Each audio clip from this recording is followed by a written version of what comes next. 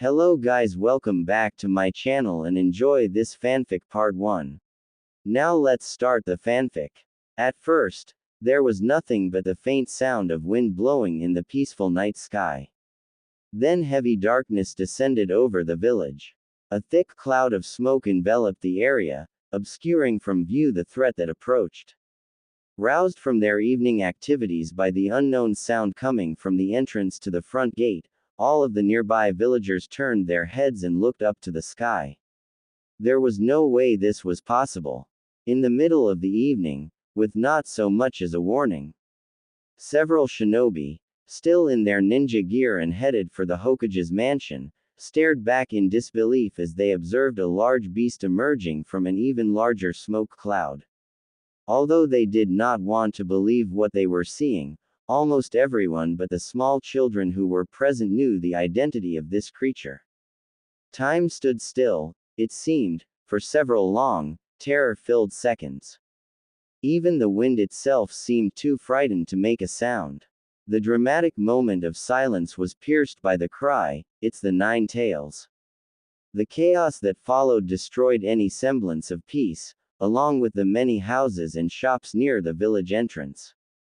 A massive fox demon descended upon the hidden leaf. Its hollow growl alone was enough to shake the very ground on which the citizens stood. Elsewhere, atop the village's identifying landmark, the Hokage monument, stood a lone man, his long white coat and golden blonde hair flowing as a light breeze swept past. He looked out across his beloved village, thinking only of his lifelong vow to protect its citizens. Minato Namikaze, the village hidden in the leaves, Hokage, was charged with the duty of defending the village and commanding all of its shinobi, or ninja. Now, having just witnessed the birth of his son, Naruto, he had no intention of letting harm come to their home. His fierce blue eyes passed over burning buildings with uniform dark green rooftops, scattered remnants of power lines, and smashed trunks of once vibrant green trees mixed in amongst the rubble, at last settling on the cause of this destruction. He built up chakra in silence. How he chose to act in the next few moments would prove crucial to the outcome of this encounter. The Nine Tails honed in on him as it picked up on his powerful chakra. "So, you noticed me." Minato held his ground, confident as he watched the fox open its mouth to reveal a set of sharp, gleaming teeth, and conjure a purple ball of energy. "Here it comes," he thought to himself, planting his feet as he prepared a seal in the sky in front of him. A series of what resembled inked characters formed a complex pattern in the night sky. The symbols arranged themselves in front of the Hokage monument, hovering near all four faces of the larger-than-life work of art. Minato held a special kunai in his hands that emitted a soft glow as he activated his jutsu. "I won't let you destroy this," he declared with conviction. The energy ball in the fox's mouth morphed and darkened, becoming larger and more dangerous every second. Minato stood undaunted, bracing himself as the potent chakra ball was blasted in his direction. Any buildings and living creatures in the vicinity were vaporized by the projectile as it tore a clean path through the village. When it reached Minato's seal, however, the ball stopped in its tracks. The orb writhed and stretched and the seal folded in on itself, forming a vacuum to pull the chakra ball inside. The blast was in and vanished just as fast as it had come. Concentrating hard on the farthest possible location he could reach with the technique, where he sensed almost no chakra signatures, Minato loosed the attack off into the distance. A deafening sound echoed through the forest, and a deep rumble traveled all the way back to where the Hokage now stood. "With power like that, I have to be very careful where I redirect this." The explosion continued to resound across the landscape. He'd managed to divert the blast away from the village, but his work was far from done. Minato went rigid, on high alert. A presence that was masked until now revealed itself. He sensed a person with an unfamiliar chakra signature behind him.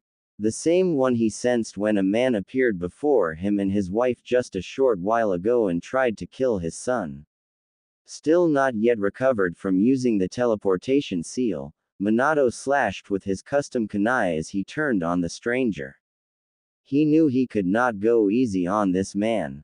As the yellow flash of the leaf, surely he was far too fast for a sneak attack to succeed, even at point-blank range.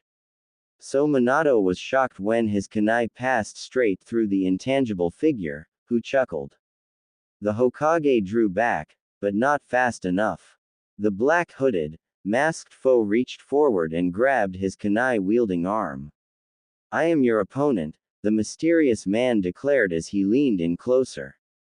"And you're done for." Minato stared into the single hole in the man's mask as a space-distorting vortex projected from it and pulled him closer. A second later, the fourth Hokage was on the move, and the assailant's hand grasped at air. The cloaked figure stood on top of the stone monument, all alone. He got away. So fast. Knowing there was no time to waste, Minato worked on putting together a plan for how best to deal with this new threat to the Leaf Village. He thought about Kushina, his wife, and Naruto, his newborn son. He thought about his duty as the Hokage and all that would be lost if he failed. He could not let that happen, no matter what. Of course Hiruzen, the third Hokage, would fight to his last breath to defend the village from the Nine Tails and this mysterious person who attacked Minato. However, their best chance would be if they could fight the threat as one rather than in separate locations. That's when it hit him. Whoever the stranger was, everything that had happened so far was planned out by him. He was powerful, and seemed to know a dangerous amount of information about the village, and how to split the fourth up from Hiruzen and anyone else who might assist him. He also somehow tracked Minato and Kushina when they went to a secluded location to await Naruto's birth. It was safe to assume that the invader was an ex-Leaf ninja with a grudge. However, there was something else about him that set off alarms in Minato's head. He could control the Nine Tails, was skilled with time-space ninjutsu, and knew that Kushina's seal would be vulnerable during her pregnancy. These facts were very troubling pieces of the puzzle. He must be an Uchiha, Minato reasoned. Cutting his train of thought short, the enemy appeared before him once more. The air in front of Minato distorted into a swirling vortex that grew in size, depositing his pursuer onto the grass. "You can't afford to worry about others," the man warned. "Damn," Minato thought with frustration. "He tracked me that quickly." In the battle that was to come, Minato knew that whether he was right or wrong, his goal was the same. This supposed Uchiha had to fall here. If not, all of the Leaf might meet its end. And the surest way to guarantee that he lost the battle was to sever his link to the rampaging tailed beast. "Gamabunta," Minato called out. "What in the world have you gotten yourself into, fourth?" cried a deep, hoarse voice. "Did you hear me? There's no time." Yeah, I've got it. Here I go." Kushina and Minato clung to each other as a large cloud of smoke burst above them, enveloping the two. Minato hoped that he made the right decision as the giant red toad whom he had formed a contract with years ago vanished from sight. As if on cue, Kushina turned to him and nodded her approval. "I'm right here with you, so don't doubt yourself." "Thank you, Kushina," Minato thought to himself. He was so grateful to have this woman in his life. The smoke began to dissipate, leaving them to face the gigantic fox beast, which Kushina managed to keep under control with her special ability. Glowing chains extended from her back and tangled around the giant fox in all directions, pulling taut. The fox crashed to the ground, weakened. "Can you maintain this long enough?" Minato asked. "Of course," Kushina panted. "We'll, huff, have to, huff, reinforce the seal." Minato grimaced as Kushina leaned against him, her body exhausted from all she had endured today. However, once he arrived, Of course, none of that would matter anymore. I'm starting the process, Minato warned. Moments later, the couple was prepared to transfer the Nine Tails back into Kushina where it belonged. Their newborn son Naruto slept nearby, his blonde hair flowing in the wind and blissfully unaware of what was transpiring around him. Kurama growled. It was insulting the way the humans carried on making decisions that involved him without his input. Other than the sage, all of them had tried to control him or feared his presence. As he watched the yellow flash and the previous Nine Tails host preparing another seal, he saw an opportunity. This is my chance. He mustered the remainder of his strength and extended a long claw, intending to drive it through Kushina to stop the transfer. Minato reacted slower than usual because he was in the middle of stabilizing the sealing jutsu. The Hokage's unsteady hand was struggling to lift a special kunai from beneath his robe when another figure appeared on the scene. Kurama gasped, then lurched forward as a smaller creature's foot landed on his claw and drove it into the ground with the sheer weight of the impact. Dirt and rocks flew in all directions as his claw skidded to a stop mere feet from Kushina and Minato. Wow, you sure have great timing, sensei, Minato said. I was wearing myself thin. HMPH. You may be my student, but that's hardly any way for the fourth Hokage to talk, don't you think? Minato and his wife smiled with mutual relief. She added, Thank you, Lord Jiraiya. You're a lifesaver. Jiraiya sneered back at them, his face riddled with dark markings and a boil-covered, swollen nose. His eyes were far from human, his pupils had become horizontal slits, and dark red markings graced the sides of his face.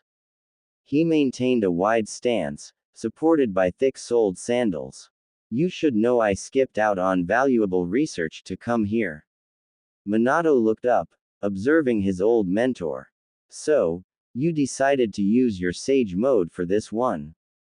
The situation sounded dire. But never mind that, let's talk after we finish restoring the seal. Jiraiya turned his attention to Minato's wife.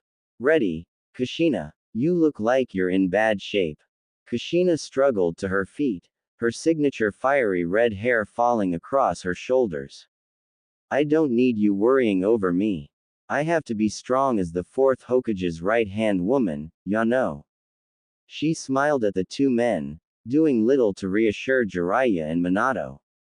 Before anyone could speak another word, the presence Minato sensed earlier caught his attention again. Jiraiya-sensei. I know. Jiraiya turned to face the stranger, who landed with a soft tap on top of the Nine Tails' head. The fox snarled, making it obvious he felt demeaned by his current treatment. I can't let you undo everything I just worked so hard for, Toad Sage, said the masked intruder. A vortex formed once again from within the stranger's mask and distorted the space around him. So you're the one responsible for all this, Jiraiya said. He turned to his student and called out, Minato. As he noticed the portal enlarging around the demon fox. Minato nodded. Right. He felt around for some of his custom kunai, but was shocked to find none.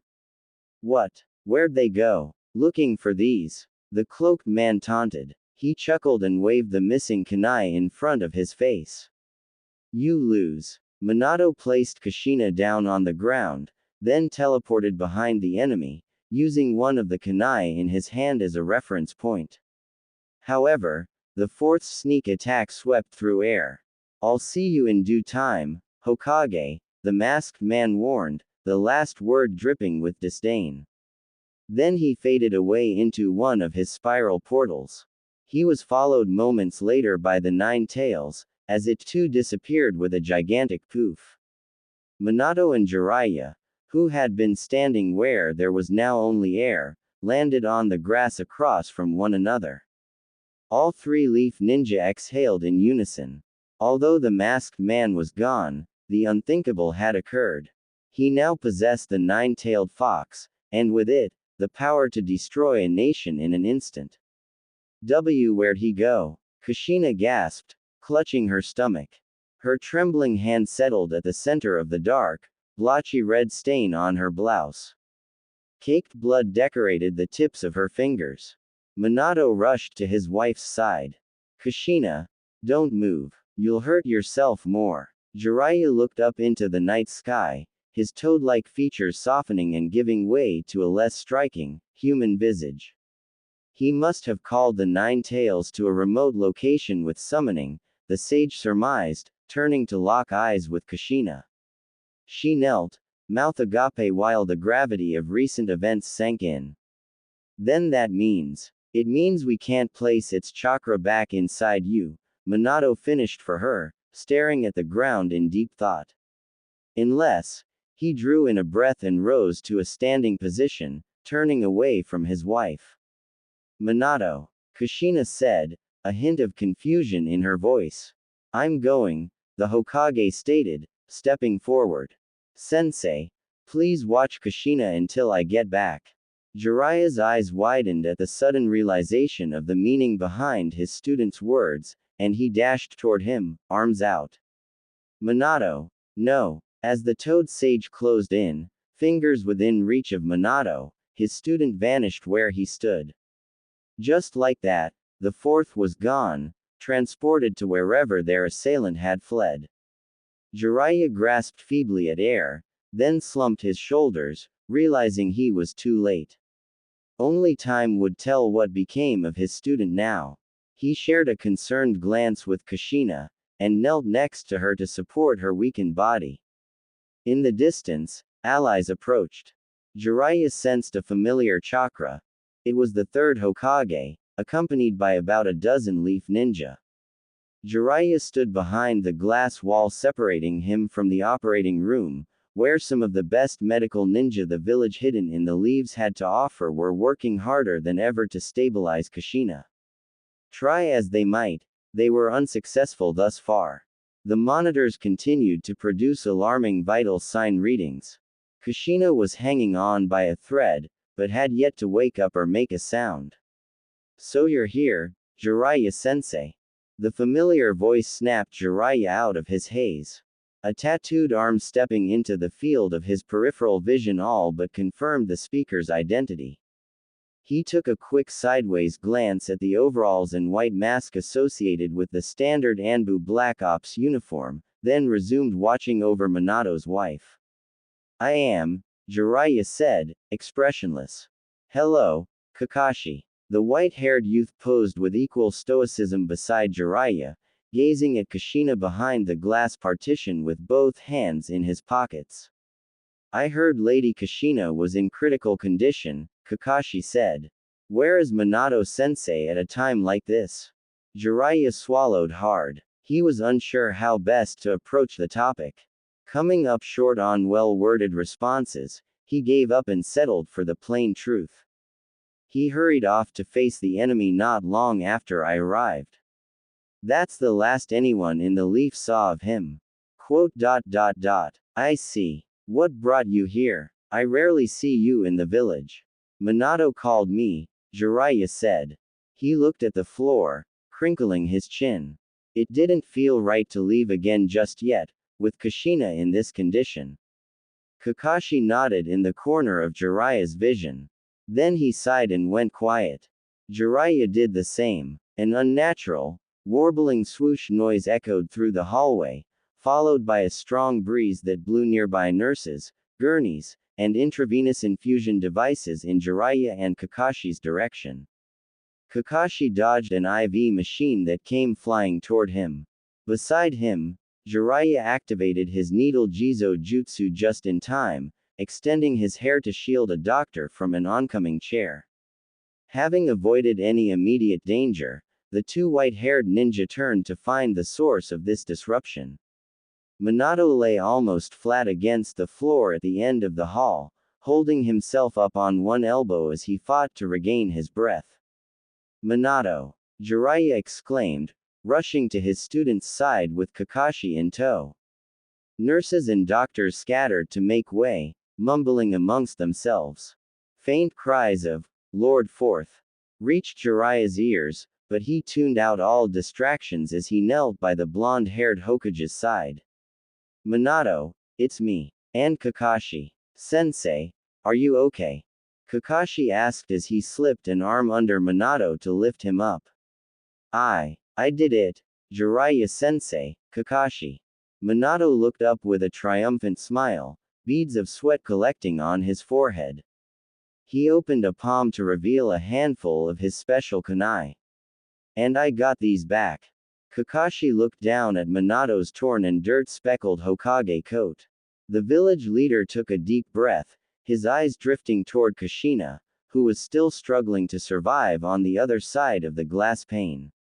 He stowed away the kunai he had retrieved from the masked enemy, then squared his shoulders and stood tall.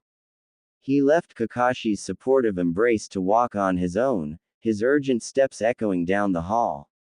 Sensei, wait, aren't you hurt? Kakashi called from afar. Minato, hang on, Jiraiya said gruffly, touching his student on the shoulder to make him stop. Kakashi leaned against the wall nearby. What's going on? I memorized a sealing jutsu formula from one of our library's ancient scrolls. It's pretty basic, but strong enough for what I need to do. Why were you looking for a sealing jutsu? Jiraiya slapped a hand against his forehead. You went after that man again, didn't you? Minato nodded. Flying Thunder God landed me in some kind of cave with him, and the Nine Tails. He seemed to have prepared for me to make that exact move. My custom kunai were scattered around the cave, in places that made jumping to them dangerous. The Nine Tails was behind a barrier. I tried to fight the masked man, but he used intangibility just like before, and tried to pull me into another portal. Like the one he used earlier, from inside his mask. Right. In the end, I succeeded in getting close to the Nine Tails with my Flying Thunder God, but I couldn't take him down without devoting my full attention. So instead I used this. Upon finishing his recollection of events, Minato exposed his stomach to reveal a marking at its center, a seal. He had contained the Nine Tails chakra by trapping it in his own body. That's insane, Jiraiya remarked, stopping short when Minato held up a finger. I'll be fine. It wasn't enough chakra to form a separate entity of the Nine Tails. Minato covered himself again and kept walking, his master and student's footsteps close behind. They reached the end of the hall and stopped in front of the door to the operating room. Minato reached for the door, pausing when Kakashi spoke up.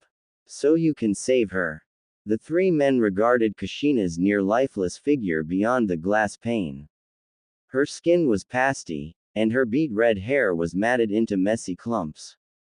Yes, I think so. It may not be much, but it should replenish enough of the chakra she lost to give her a fighting chance. The fourth Hokage entered the room and hurried to his dying wife's side.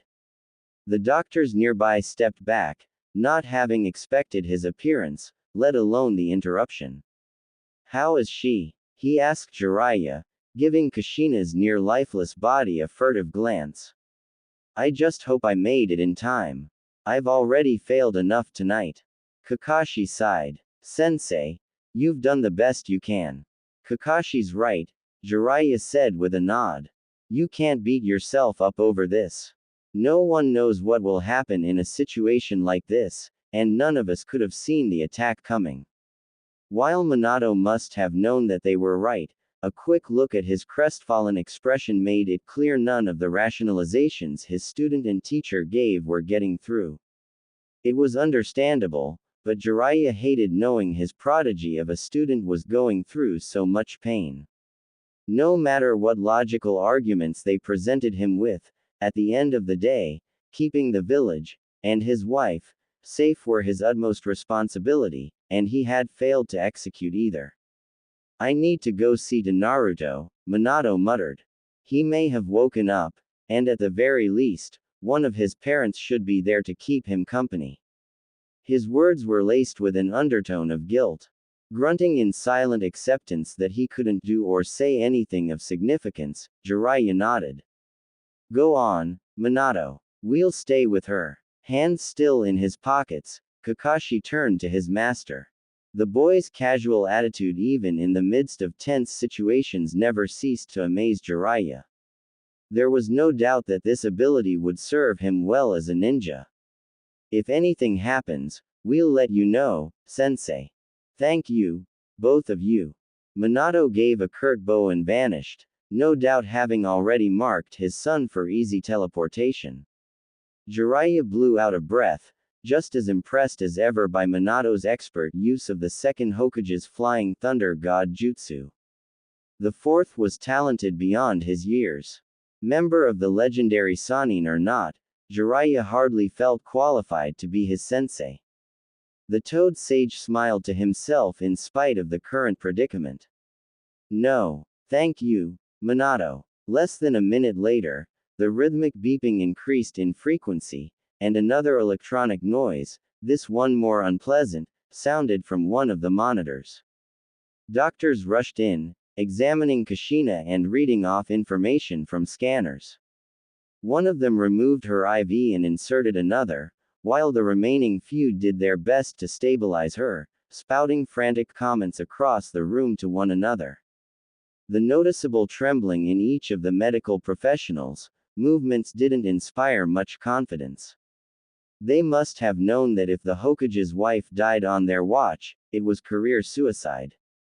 After a few minutes of chaos, the beeping slowed enough that the lead doctor felt comfortable dismissing a few of the medical team members so they could see to other patients. He removed his mask, yanked off both elastic gloves, and pushed open the door to the main hallway, stopping to take some steadying breaths. He whipped out a small notepad and jotted some notes, looking up to find Jiraiya staring back at him from 2 feet away, with Kakashi at his side. The few seconds it took for the doctor's brain to process that one of the Sannin was in front of him were filled with silence. What is happening in there? Jiraiya demanded to know as he and the doctor locked eyes. Tell me everything. Anime and manga. Fighting past his initial shock, the doctor sputtered, "Ah, Lord Jiraiya.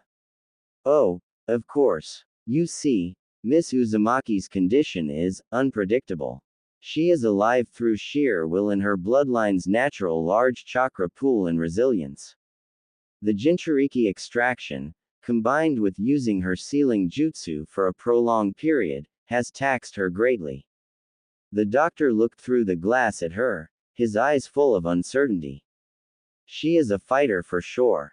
Anyone else, ninja or not, would have died hours ago. So, what can you do? Kakashi asked. Does she have a chance of making it? The doctor flinched. He seemed to understand with full clarity how important his next words were, and feared the response he would receive if they weren't to Jiraiya's liking. He inhaled once, preparing himself to speak again. In all honesty, we don't know. The Nine-Tails Chakra Lord Fourth was able to retrieve as helping her to a degree, but... The doctor gulped, his forehead glistening with sweat. But what? Jiraiya pressed. But there is a high likelihood she will still die, as her injuries are too great compared to the amount of chakra that was returned to her. I've called for some of our medical ninja, but I'm not sure they could bring her back from something this severe. I expect she has less than a few hours, factoring in her levels of endurance and the slow healing rate of her injuries. A few hours, Kakashi echoed, stunned. The doctor raised his hands in a defensive gesture. Seeing this hurt Jiraiya, as he would never harm a fellow leaf ninja. He must have looked furious, and to be fair, there was no time to play around here, but he didn't want to frighten anyone, so he did his best to soften his serious expression. Thank you for your honesty, Jiraiya said. He and Kakashi returned to the window to look in on Kushina. They stared in silence, letting the prognosis sink in. What should we do, Jiraiya-sensei? The Toad Sage folded his lips and paced. He paused mid-stride and turned back to Kakashi. I think I may know a way to save her. Kakashi turned toward him, one eye regarding him with skepticism. Really? It's a gamble, but something tells me there's a good chance it'll work. Jiraiya formed hand signs and prepared to summon one of his contract-bound toads. Kakashi, tell the medical team to do everything they can to keep her alive, for as long as they can. I'll be back. The cavern where Obito had chosen to contain and subdue the nine-tailed fox was wet and cold, but it didn't matter, comfort levels aside, he had done it. Obito's plan to steal the tailed beast from his former sensei's spouse went off without a hitch. Even the arrival of the fabled legendary Sannin member Jiraiya hadn't managed to stop him. That pesky yellow flash had given him a temporary scare, teleporting here and engaging him so soon. That much was for sure, but it was all of no consequence. The small portion of chakra he managed to seal inside of himself before escaping would be easy enough for the fox to recover with some time. Anime and manga. Obito stared up at the towering cave in silence, watching the agitated scowl of the fox as it glared at him from behind a thick barrier of chakra. He smirked behind his mask, amused by the creature's blind hatred for him. Is something the matter? Nine tails. He teased. Damn you, cried the fox, its deep voice shaking stalactites free from the ceiling. The fox's captor didn't bother dodging, letting the rocks pass through him. Damn you and that cursed Sharingan. Temper, fox, Obito chided. Get used to your current state of subjugation. Even if I can no longer tame you with my Sharingan, I still have plenty of use for you. You'll see. Despite the Hokage's efforts, you've still plenty enough chakra for integration into the Gedo Mazo. The fox only glowered at him. He responded by casting a paralysis jutsu. Obito's captive growled, twitching as the effects took hold, and then collapsed, unable to resist. There we go, Obito said. I'll be keeping you as my prisoner for a while longer. Get comfortable. Finding Tsunade Senju had proven to be a hell of an undertaking, but Jiraiya had done it at last. He set one heavy, sandaled foot down on the tiled floor, then the other as he, Tsunade, her assistant Shizune, and Tonton the pig were deposited in the hospital wing next to Kakashi. The latter gasped in surprise. Jiraiya-sensei, you made it. Jiraiya rested a hand on the wall, panting, before smiling up at Fukasaku, nicknamed Pa, in honor of his position as the senior patriarchal figure of Mount Myoboku. Jiraiya noted that the hallway was empty apart from Kakashi and a couple of nurses. Thanks for bringing us here so fast, Pa, Jiraiya said. There's no time to waste. Sorry again for having to summon you for this. Ah, the aging toad said, waving him off. Ma and I understand, Jiraiya boy. Now go. Save Kushina girl. Jiraiya nodded. Right. Pa vanished in a puff of smoke before he could say anything more. Jiraiya smiled, grateful that the toads came through for him at a time like this. He turned to his long-lost teammate. Tsunade, are you ready? The beautiful blonde at his side didn't respond. She stood rooted in place a few paces away, not having moved from the moment she was reverse summoned here. He almost thought she'd change her mind, until she turned to stare through the glass partition at the person whose life she was charged to save. Tsunade's almond brown eyes filled with sorrow and her forehead pinched when she saw the pathetic state of Kushina, the stubborn Uzumaki who clung to life despite what must have been agonizing pain. Unseen to Tsunade, Jiraiya breathed a sigh of relief. The hospital staff had complied with the instructions he left with Kakashi and done what they could to keep Kushina covered up and spotless. It seemed silly, asking a hospital of all places to hemophobia-proof a section of its intensive care unit. Even so, it was worth the trouble. All it would take for Jiraiya's last resort to fail him was the sight of a single drop of blood. I never thought I'd be back here in the village so soon, Tsunade whispered to herself, and certainly not because of something like this. What did that bastard do to you, Kushina? The fellow Sanin took a long, steadying breath. Jiraiya knew what was on her mind, and why she delayed going into the room. Time was of the essence, though. She needed to make a decision, and fast. Tsunade, Jiraiya said, his voice heavy with emotion, I understand if you've changed your mind. You know, you don't have to do this. None of us would blame you. He reached out to touch his best friend on the shoulder. Or if it would help, I could have Minato call a Yamanaka in to suppress your memory. No, she shot back, shrugging him off, I do have to do this.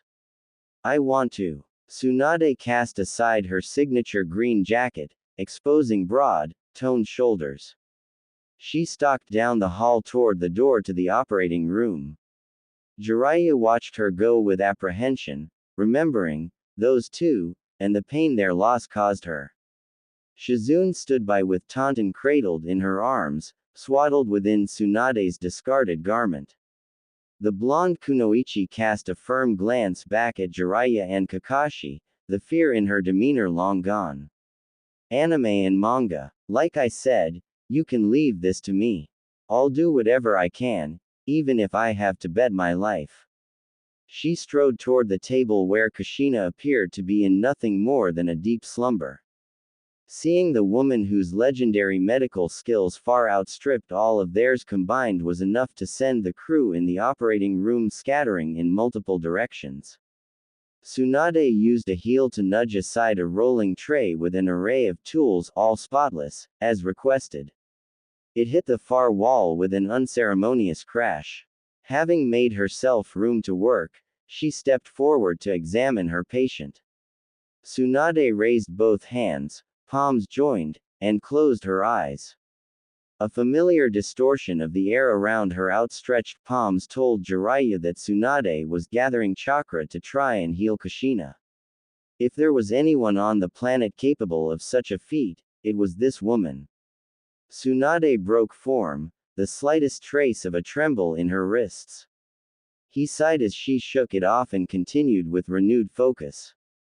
She must have feared that any second now, she would see blood and just like that, lose all will to continue. He feared the same. Do you really think she can do it? Kakashi asked, snapping Jiraiya out of his thoughts. I'll say this much. Without a doubt, she has the best chance of any medical ninja. Jiraiya looked at the floor. Even so, he said to himself, there's a possibility for failure. Of course she can. Shizune cut in. She adjusted her posture to better support the slippery pig resting against her bosom. It squealed out an oink of implied agreement.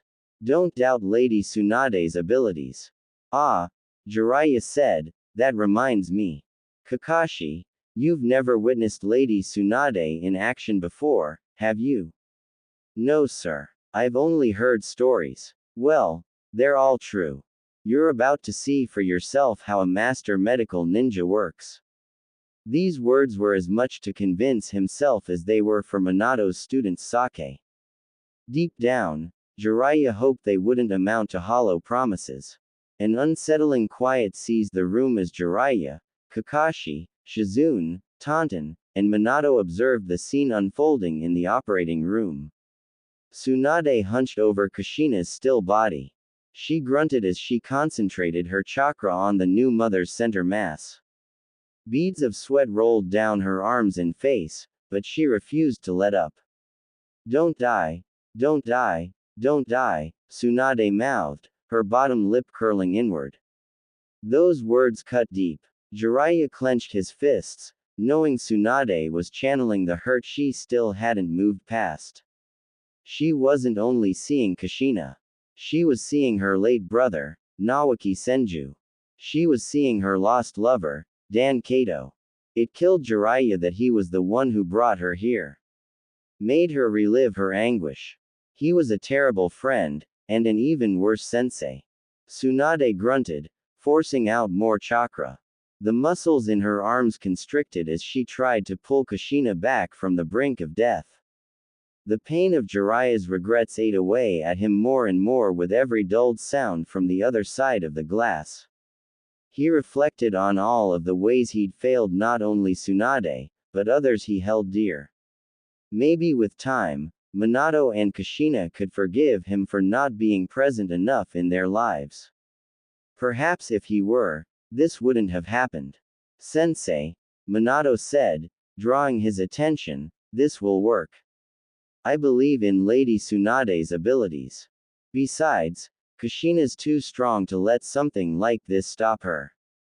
The fourth squeezed Jiraiya's wrist in a subtle show of affection. There was no question that Minato knew, something like this, having one's tailed beast removed by force, was more serious than he made it sound. The extraction spelled death for a Jinchuriki, without exception. Of course, the Uzumaki were known for their resilient spirits, but even they weren't gods. Kushina couldn't survive exhausting her chakra reserves on top of having the 9 tails removed. Jiraiya suspected hoping for a miracle must have helped his student to cope, rather than staying grounded in reality and succumbing to fear. He didn't blame Minato. On a breezy, sunlit day in the Hidden Leaf Village, Minato Namikaze strode along the quiet street that led to the Hyuga clan manor. He smiled down at his much shorter, more excitable companion. The blond boy hummed a happy tune and swung his short arms with each stride. His pastel orange kimono's sleeves flapped along with the breeze. Minato chuckled at his son's carefree attitude. Naruto looked up at him and grinned, then adopted a more serious expression and stiff gait, imitating his father's movements. Now, son, Minato said, make sure you behave yourself today. Otherwise I'll send you back home to your mother, got it? Daddy's very busy and needs to focus. Right, the child's small voice agreed. Naruto poked out his lower lip, shouting back, Hokage business. Yeah, Minato smiled. Hokage business. We're guests in the Hyuga's home, so don't misbehave. But Dad, Naruto said, staring up at him as they walked, don't you own the whole village? Why do we have to do what they say if you make all the rules? Minato quelled Naruto's argument with a firm shake of his head. Don't say things like that, Naruto. It's not about who owns what. When you are a guest in someone else's house, you treat them with respect. Naruto pondered the statement for a few seconds, then nodded. Respect. The distant figure of Hiashi Hyuga approaching from further down the path stole away Minato's attention.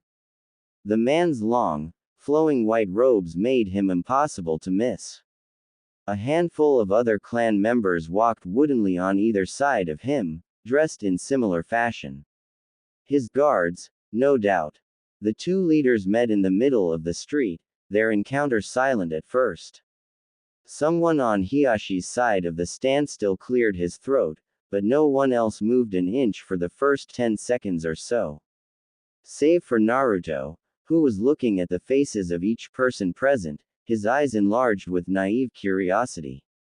Welcome, Lord Hokage, Lord Hiashi said, joining his hands and giving Minato a formal bow.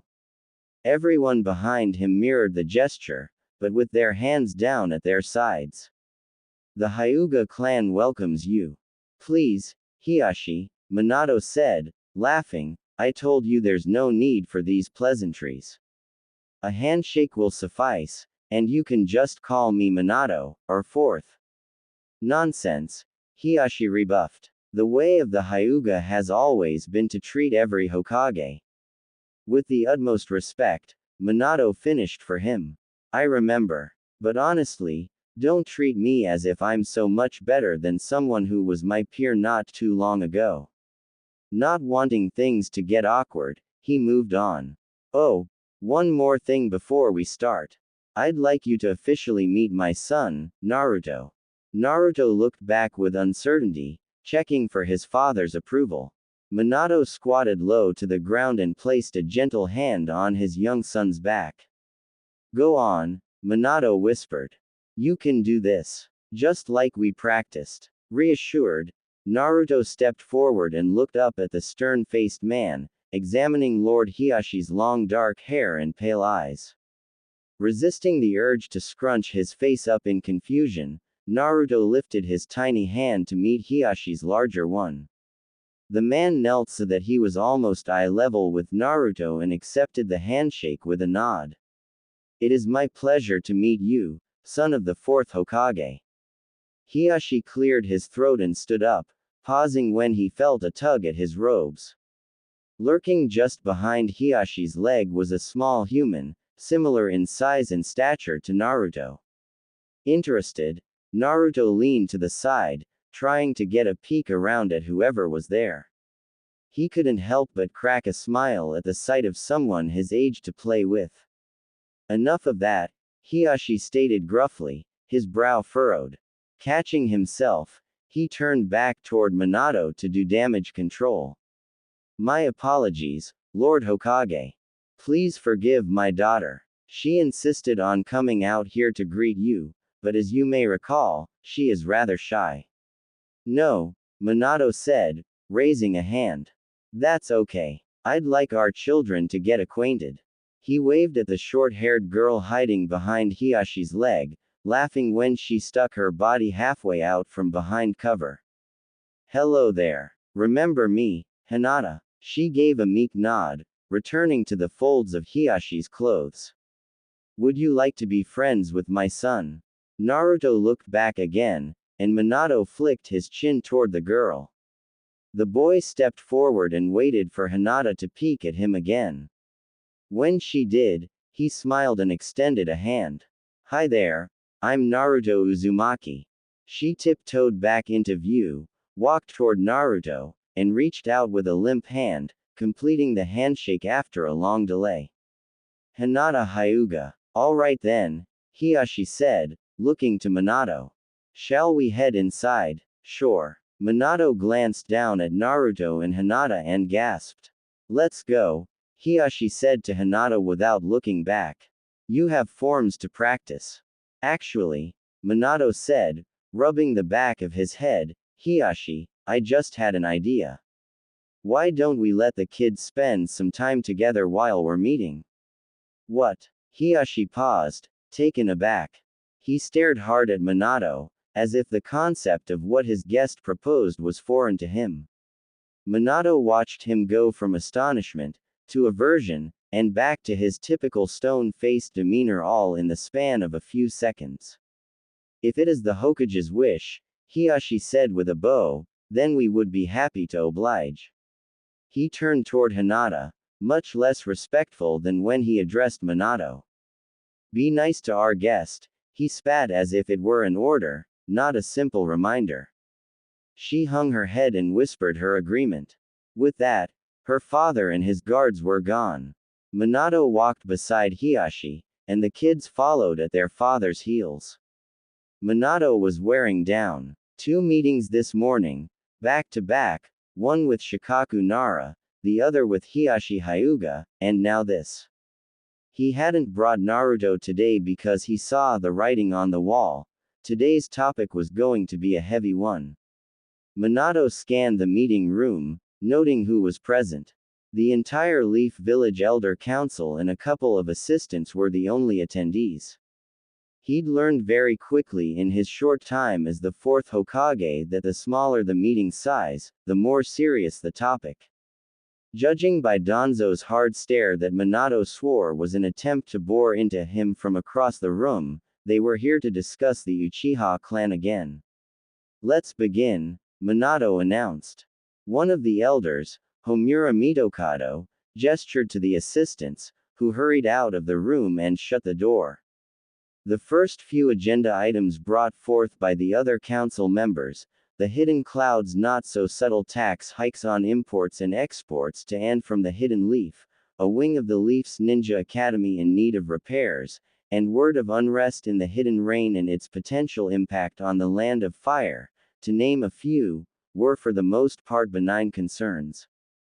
Thus, these issues were either glossed over or delegated by Minato for others to address. However, the final item seemed of greater importance, because everyone present ceased any side conversations. This erased any doubt in Minato's mind that they were all on the same page about the true focus of the meeting. I believe you have something not on the agenda to share with us, Homura. Minato said, settling into a more casual position to show the floor was open. Yes, Homura agreed. Something's been brought to my attention that I would like us to address. Homura's gaze flitted to Danzo, whose subtle nod didn't go unnoticed. Minato made a mental note of this while formulating a strategy. He'd been right all along. Danzo was trying to manipulate the rest of the council to side against him. Please, go ahead, Minato offered, gesturing to Homura. Homura cleared his throat. Danzo, Hiruzen, and a couple of others in the corner of Minato's vision stiffened in anticipation of the topic. Regarding the Uchiha clan, information has been received that there are plans to stage a coup d'état. He let the statement hang. Murmurs rippled across the room. Clearly, the breakdown of relations with the Uchiha has escalated. We need to act quickly, Lord Hokage. In her usual condescending fashion, Koharu Udatane jumped in, building on the tension Homura stoked. Fugaku has grown increasingly bolder in his talks on disapproval of the village's leadership. She craned her neck to look around the table at Minato. Fourth, how will you respond? Minato stood tall, brushing off the elders' attempt to undermine him. We've discussed the Uchiha once before, and I hold the same stance that I did last time. I'm young, and I'm still learning how to be a great Hokage, but if there's one thing I do know, as a ninja, it's that conflict is usually born from poor communication, and that leads to clan infighting, disputes at borders, and of course, wars. He swept the room, making eye contact with each elder. We're just off of the heels of the Third Great Ninja War. If we bite back against the Uchiha, with whom the village has a long history of ups and downs, things could get messy on both sides and we may be thrown back into another era of killing and chaos. But Lord Fourth, Homura cut in, don't you realize that I'd like to lead with negotiations first, if possible, Minato continued undeterred. I believe that even though we disagree on several things, Fugaku is a rational man. His people have legitimate reasons for feeling how they do about the leaf, about me. So I would much rather speak to him face to face. Show him I understand the hurt he and the rest of the Uchiha feel. I don't want to become a Hokage who silences others through unnecessary force. Minato didn't have to look to know Danzo was glaring at him, nor was he surprised to hear the man speak up. But it is necessary, Danzo said just a bit louder than was appropriate, smacking a hand onto the table and drawing the attention of the others in the room. This kind of leniency is what allows our enemies to grow in strength, Minato. Danzo, Hiruzen interrupted before the situation could get out of hand, you're speaking to the fourth Hokage, are you not? Mind your tone. Minato returned Danzo's mild hostility with a stern gaze. Thank you, Lord Third. Danzo, I understand you want me to cut this problem off before it gets worse, but action without forethought is dangerous.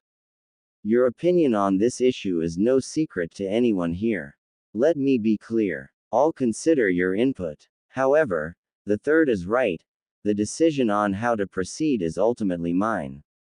Silence claimed the room. Danzo, who was halfway out of his seat in protest, grudgingly backed down.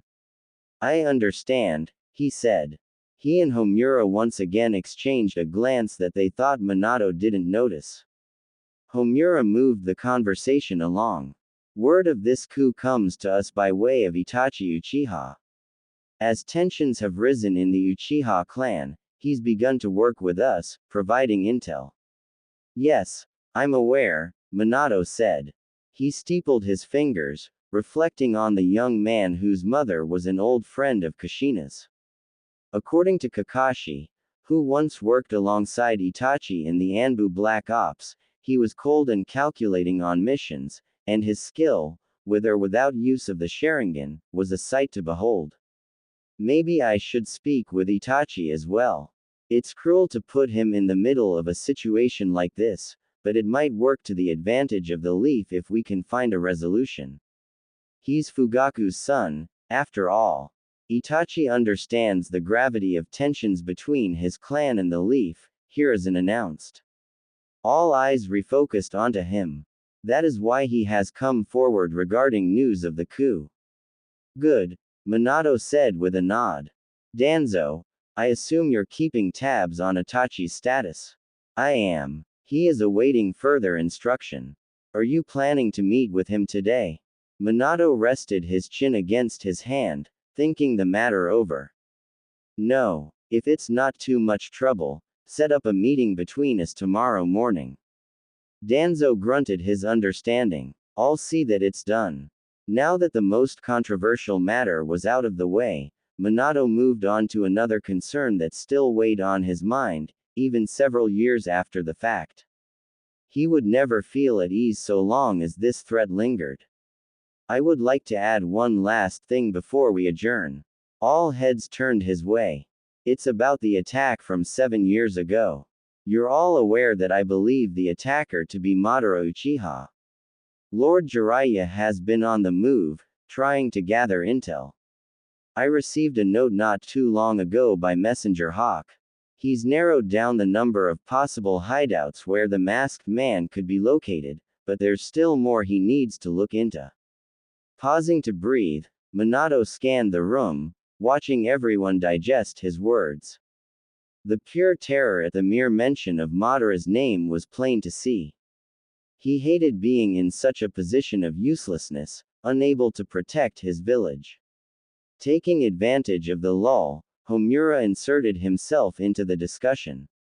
Citizens are still fearful in light of the Nine Tails attack, and the loss of the Leaf's tailed beast. From their perspective, the village has a target on its back. Kaharu was quick to jump on Homura's comment. They're right. We would do well to show that actions are being taken to keep everyone safe. Ever the mediator, Hiruzen added, Minato, perhaps it would be wise to share some news with the public, however brief it might be, to combat the unrest.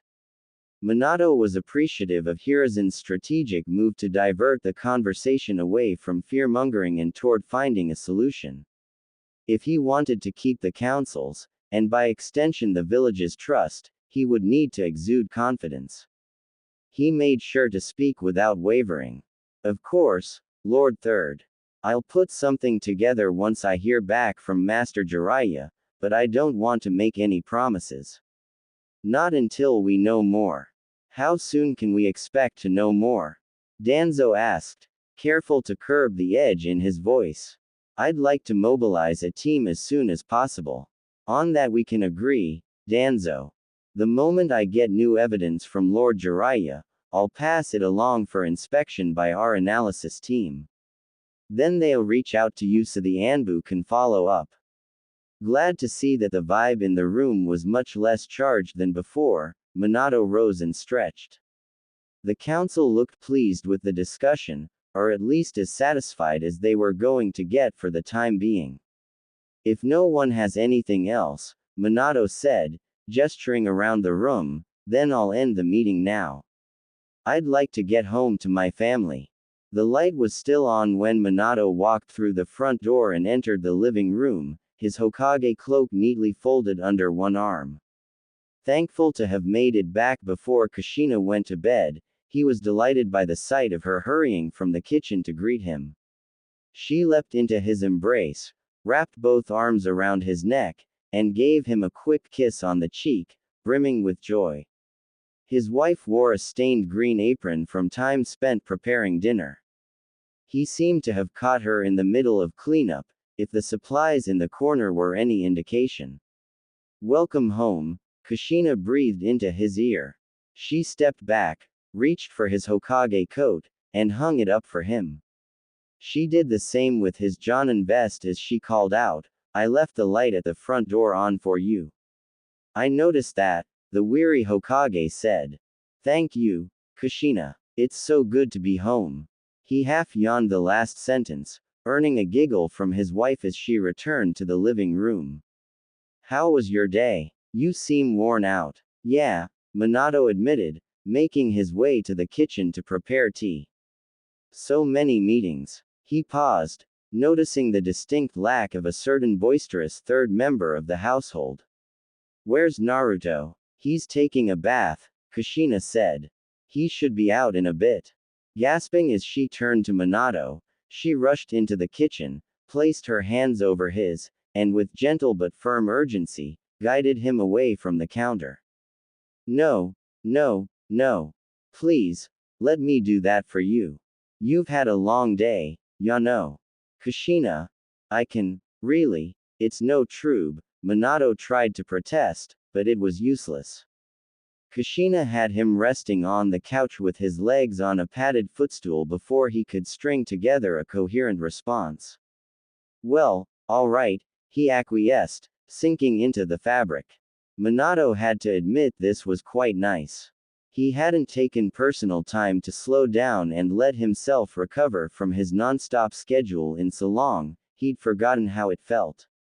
There, the love of his life said in a soothing tone from across the room, that's better. He closed his eyes, trying to put the day's worries aside, and before long, the aroma of a fresh cup of tea greeted him. Its rich, herbal scent yanked Minato back from the edge of unconsciousness. He sat up and grabbed the teacup from Kushina's hand. Thanking her, he took a careful test sip before sitting it down on the table nearby to cool. Now apronless and in more casual clothes, Kushina settled into the seat across from him. So, how did everything go? Did you speak with Shikaku and the other clan heads? Minato rubbed his temples and sighed. Yeah, but everyone's very unsettled. They still worry about the motivations of the Uchiha, and the attack from 7 years ago isn't helping any. Even if I'm correct and it was Madara Uchiha I fought, it seems like the council will still hold that against the Uchiha living in the village. I perfectly understand Fugaku's position. I just wish I'd been able to resolve this before they were all pushed into a separate compound. I know you do, Kushina said. She walked up to him and placed her hand on top of his again, long red hair draped over her shoulders as she looked into his eyes. But Minato, you did everything you could, ya know. You always have. Don't blame yourself for issues that have been around longer than either one of us. Thank you. I guess you're right. I know I am. I trust the man I married. Minato delivered a warm smile, but before he could reply, a rambunctious blonde bundle of energy no taller than his waist came bounding down the hall and into the room, jumping into his lap like an excited dog. Dad! Shouted the boy, burying his face in Minato's chest. He and Kushina hugged Naruto from either side. Then Kushina stepped back to give the father and son time together. Hello son, Minato said, laughing as some of Naruto's hair got into his mouth. You're energetic today. Yeah, Naruto looked up with stars in his eyes. I'm gonna go to the park with Hinata tomorrow. Maybe I'll get to race her, or ride the big slide. An uneasy laugh escaped Kushina when Minato threw her a raised eyebrow stare. After you brought him along to the Hyuga Manor last year, he and Hinata became fast friends, ya know. But they haven't seen each other since your last talk with Hiashi, and she's all he's been able to talk about. So I spoke to her parents and set up a play date. I see. Naruto's smile was brighter than the sun, melting away Minato's fatigue. The proud father lifted the boy up onto his shoulders and stood tall. Then I guess we'd better get you ready for that race, huh Naruto? Kushina laughed as Minato counted down from 3, then charged around the house making whoosh noises with his mouth. Naruto let off a playful cackle the entire time. Run faster, Dad, faster. Okay, Minato said, but just a warning. This could get crazy. I'm ready, believe it. The little tyke declared, raising a chubby fist into the air. Both of his parents shared a shocked glance. This was the third time in a week he'd said that. He seemed to have picked up more than Kushina's strong spirit. He was starting to develop a verbal tic of his own. Here goes, Minato announced before zipping around the house. This time, he was little more than a blur, but the fact Kushina could see him at all was his way of promising her he wouldn't crash their son into a wall, or bump into her. When the two reappeared, a very dazed Naruto with a lazy grin on his face fell onto his father's blonde hair like it was a soft pillow. Kushina walked over and took Naruto into her arms so Minato could relax. Now, are my two strong men ready for dinner? She asked, gesturing toward the spread of food she'd laid out while they were having their fun. Yeah, Naruto agreed with renewed vigor. Good. Now come on, help mom set the table. Their dinner was a nice reprieve from the far more uncomfortable round tables that had claimed most of Minato's day. He discussed his attempts to develop other uses for his teleportation jutsu, his recent trip to Mount Myoboku to work on mastering Sage Mode, and he also brought up the council's plans to renovate a section of the academy in a few weeks. Most of this flew over Naruto's head. He checked out halfway into his parents' conversation and used his chopsticks like blades, crossing them together and making noises until Kushina took them and fed him herself. She ignored his grunts and pleas, her attention split between him and his father. Kushina talked about books she'd read, her perilous trek through the grocery store shopping for herbs to use in a recipe Makoto had shared with her, and her plans to work with Hiruzen on erecting stronger ceiling barriers around key areas of the village. The latter was born of her personal desire to continue helping the Leaf, even though she was no longer its Jinchuriki. Minato was glad Kushina had found some way to stay busy that didn't involve going out on missions again, but he had a feeling she'd be raring to do just that once Naruto was old enough to look after himself. Of course the third doesn't think we need to be as cautious about something like this as I am, she went on, but after what happened to the land of eddies, I don't want to take any chances. What are you two talking about? Naruto's small voice asked. Just that your mom's gonna protect us from the bad guys, Minato said. I sure am, ya know. Kushina flexed an arm, making a feigned determined expression that got a chuckle out of her husband and a gasp of awe from her son. Cool, Naruto whispered. He paused and gave his mom a thoughtful frown. Mom, what's an eddy? The dinner went on this way for its remainder, with Naruto's parents trading off on explaining what they were talking about every few minutes until his young mind's voracious appetite was sated. While this was a little inconvenient, Minato had to say it was nice to see his son so inquisitive at so young an age. That curiosity would lend itself to him learning and growing at an alarming rate once he became a ninja. However, he didn't want to enroll Naruto into the academy quite yet, an opinion Kushina also held. Maybe it was just parental worry, or maybe it was because of the attack on the village, but something in the back of the happy couple's minds made them scared for their son. Was it such a crime that they wanted to shield him from whatever dangers might await him in life for just a year or two more? When dinner was over, Naruto rubbed his eyes, hopping down from his seat and going to his room to play, only to totter back and forth from exhaustion halfway down the hall. He was too drowsy to resist when his mother scooped him up and rocked him to sleep on the way to his bedroom. Minato stood in the doorway, watching the two people he loved most in silence. I'll put him down, Kushina whispered over her shoulder, smiling at the tiny Uzumaki. Minato left her to tuck Naruto in and went into his room to change. When Kushina emerged from Naruto's room, Minato was in the kitchen in his pajamas cleaning up the mess left by their family meal. Given he was using his speed to do so, it was over almost as soon as it started. That's just like you to try and show me up, ya know, she remarked, gazing at the spotless floor, kitchen countertop, and table left in her husband's wake. I thought I'd return the favor for you doting on me earlier. A great Hokage needs a great wife, doesn't he? That's for sure. Minato rifled through mail left on the kitchen counter, mumbling to himself as he read the labels. Kushina rummaged through a low cabinet, then walked over to the leaning plant on the far wall and watered its soil. She frowned, knowing the pleasant vibe of the past couple of hours would not last.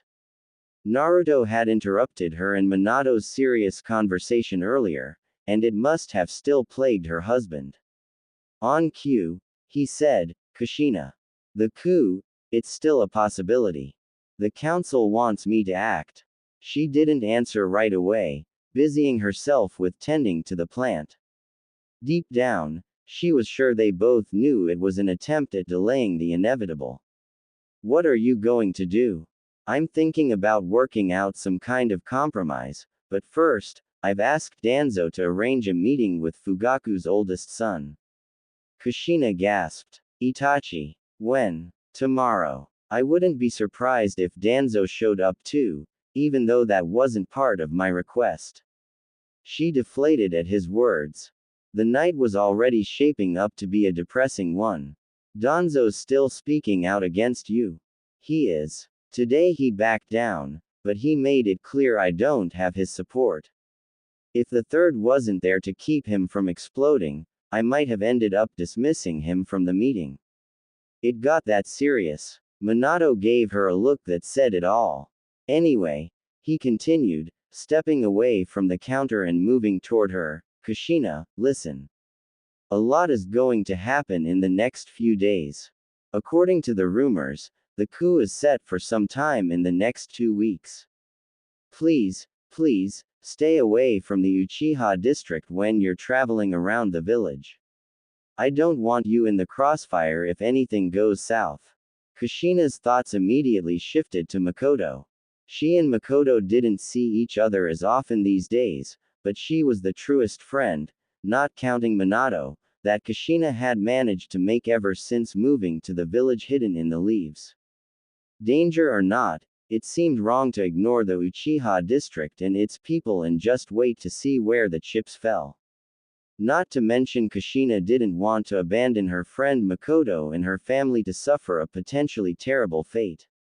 Minato, she interrupted, desperate for a solution, you have to do something, ya know. Fugaku is a decent man, even if he is a little rough. I know you two have had your differences, but I think it's worth trying to talk with him.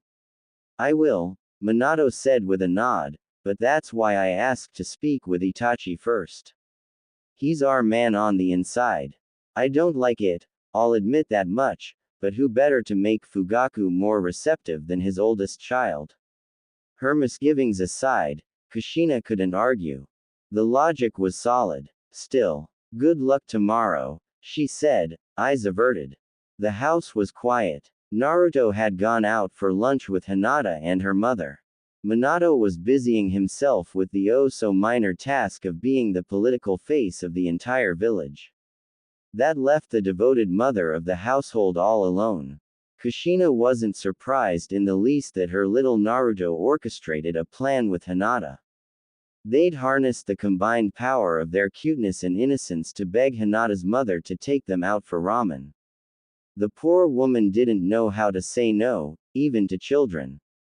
She'd caved under the pressure and taken them to Ichiraku with the promise that they would return before noon at the latest. Kushina felt for the woman. However, at least this was a nice end of the weekend treat for Naruto before going back to the academy. Kushina flung a tablecloth through the air, and it billowed in a graceful wave before descending onto the polished dining table. She spread the cloth out in a neat and even fashion, stopping to appreciate her handiwork with her hands on her hips. Now that she'd completed the morning's household duties, she could take a break and... Someone knocked on the front door, snapping Kushina out of her trail of thoughts. Coming. She shuffled toward the door in forest green slippers. A couple of paces from the entrance, she paused to form hand signs, reactivating the lattice of seals she'd placed in the event of an intruder. Of course she'd forgotten a task this morning. And for it to have been something this important. Okay. She may have been more distracted by the news Minato brought home than she first admitted. The seals weren't reacting to whoever was at the door, so Kushina grabbed the handle and pulled, a broad smile on her face. Good morning, Yano. She gasped when she registered the look on Makoto Uchiha's face. All color had drained from Makoto's skin and her lower facial muscles drooped, giving her an almost zombie-like affect. The signs of fatigue flickered out of existence before Kushina could say anything. She wondered if she imagined them, that is, until her friend spoke. Kushina, Makoto said, her voice tired, but with a touch of warmth. It's good to see you. Makoto. Kushina stammered, laughing nervously as she stepped aside to invite her in. I didn't expect it to be you. Sorry about dropping by unannounced like this, Makoto said, slipping her shoes off and leaving them by the wall. She swept the house with a curious glance as she walked to the center of the room. The house had gone through several organizational changes since her last visit. Oh, don't mention it. Please sit. Makoto was the first to sit at the newly adorned dinner table. She lowered herself into one of the seats with all of the grace and poise of a princess. A habit beaten into her by the culture of the Uchiha. A habit Kushina did not share. Do you want some water? Maybe tea? No, Makoto said, raising a hand. I'm fine, thank you. She placed a colorful bag on the table. Kushina had been so caught off guard by having company, she hadn't noticed the bag until now. I was in the area, so I thought I'd stop by since we're both so busy that we rarely see each other anymore. Ah, you brought a gift. You really didn't have to do that, Yano. It's no problem. I still owe you from your childbirth, don't I? Kushina plopped into the seat across from her guest and waved her hands in a frantic motion. Really? It was nothing. We kept it a secret, after all. No one had time to prepare. Makoto nodded. Her long, jet black hair covered her like a black veil over the face of a mourning widow. She swept it aside. True. That day was the most frightened I've ever seen you. Kushina shuddered. The merciless pain she went through delivering her beloved child was a memory best left in the recesses of her mind. Not to mention all that came afterward. Actually, speaking of Naruto, where is he? There's a gift for each of the three of you in here. I would love to show him his in person. I haven't seen him since he was still a baby. That's sweet of you. Sorry. He's out enjoying some Ichiraku ramen with a friend. I see, Makoto said in a solemn tone. She sounded more disappointed than was appropriate. She could always visit another time. Give him my best, will you? Makoto put on a smile. Sure. Hey, is anything wrong? Kushina probed. You seem distant today. Way to be subtle, Kushina, she chided herself. What do you mean? Makoto said, her voice rising an octave.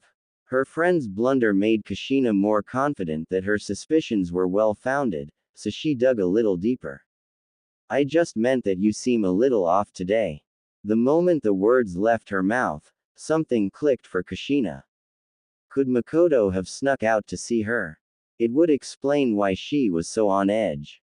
Besides, it made sense.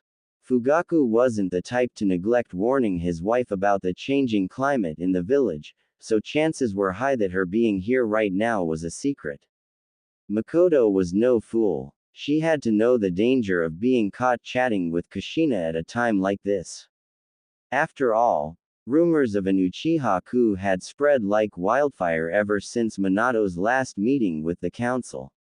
Various twisted versions of the truth leaked out, such as, the Leaf Police Force is going on strike, Fugaku Uchiha is closing the borders of the Uchiha district, or, the Uchiha are pulling out of the Leaf military forces. It boggled Kushina's mind that stories like these were cooked up in the first place. How had the message conveyed in the council meeting been twisted so much in such a short time? If she'd learned nothing else from this ordeal, it was that the power of gossip was not to be underestimated. People she bumped into on daily errands often tried to get information out of her.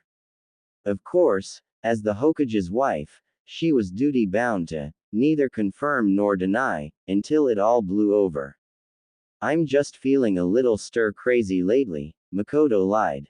If I'm being honest, that's also part of the reason why I went out of the house in the first place. I needed a change of scenery. Makoto delivered a hollow chuckle.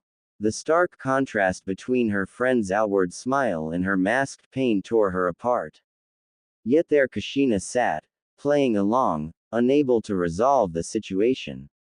At least, not without doing things that would put one of the opposing military forces at a disadvantage. Whichever side was victorious, the outcome would hurt people she cared about. After retrieving a tiny box from the bag and presenting Kushina with it, Makoto stood and turned toward the door. Well, I've got to get back. You know how Fugaku can be. I'd best hurry before he starts making Sasuke and Itachi train through lunchtime again.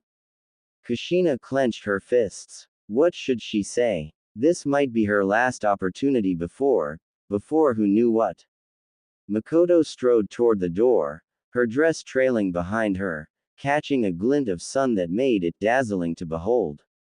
Kushina's eyes fell on the intricate embroidery at the center of her friend's back. It was the Uchiha crest, a red and white shape that resembled a handheld fan. Makoto's dress, along with the crest, shone as if sunlight itself were woven into the fabric. She looked like an angel. Hey, Kushina said. She grabbed Makoto's delicate hand as she finished slipping on her shoes, causing her to turn back. If something's bothering you, you can talk to me, ya know. Her friend looked at her from beneath the lids of expressionless eyes, then hung her head. Whatever decision she had come to did not seem to be a good one. I need to get going, Kushina. Makoto smiled again. This time, and for the first time since she set foot in the house, the joy reached her eyes. The usual aura of positivity and openness absent from Kushina's friend until now broke through in earnest. Warmed by Makoto's smile, Kushina remembered why they became friends in the first place. The sheer overwhelming acceptance the Uchiha girl had extended to her was unmatched by her more judgmental peers. Where most people saw a rowdy and unladylike embarrassment of a child shouting nonsense about becoming Hokage, Makoto saw a girl with value and potential. She'd even helped Kushina with her shuriken training when they were young. They grew up discussing their dreams and what kinds of lives they expected to have 10 years down the road. They hadn't spent every moment together, but each one was special in its own way. Kushina was the strong woman she was today in no small part because of her lifelong friend. Now a wedge was being driven between them, and there was nothing either of them could do to stop it. It was just past the crack of dawn when Minato skidded to a halt at the rendezvous point for his meeting with Itachi. He knelt, absorbing the shock of how fast he'd traveled here, then stood to search for the young Uchiha. The meeting place was a small clearing just beyond the treeline separating the Leafs training grounds from the wilderness. The faint chirping of crickets and a babbling brook gave the place a calming atmosphere. Minato ruined this for himself by remembering his reason for being here. Hello, Lord Fourth. Itachi stepped out from within the shadow of a cluster of trees, fully clad in his Anbu gear, and took a knee. Minato turned on his heel, shocked that he hadn't noticed the young man right away. Itachi, you're already here. Good. Please, stand up. No need for any formalities. Hesitant at first, the boy obeyed. I'm sorry to call this meeting so suddenly, but it's important. I'm sure Danzo filled you in. Itachi nodded. I was told you wished to discuss the clan's issues with the village. Yes, but not only that. If the news of an impending coup really is true, Then as the Hokage, my goal is to avoid any bloodshed. The boy said nothing, regarding Minato with intense scrutiny.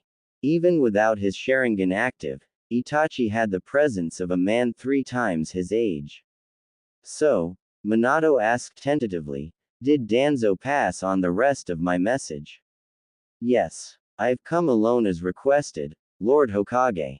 Although he had no reason to believe Itachi would lie, Minato owed it to himself and the well-being of the village to check anyway.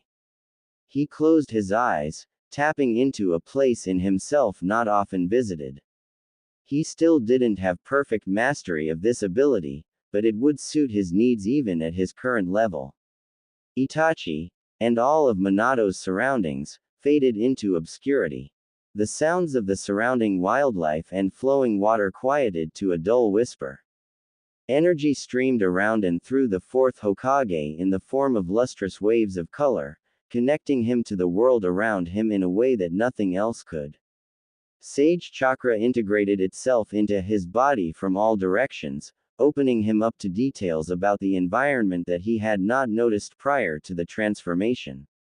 He felt the life forces of every being nearby, including Itachi, from the crickets in the grass and rabbits among the underbrush to the 2 ninja practicing their shuriken throwing some ways away.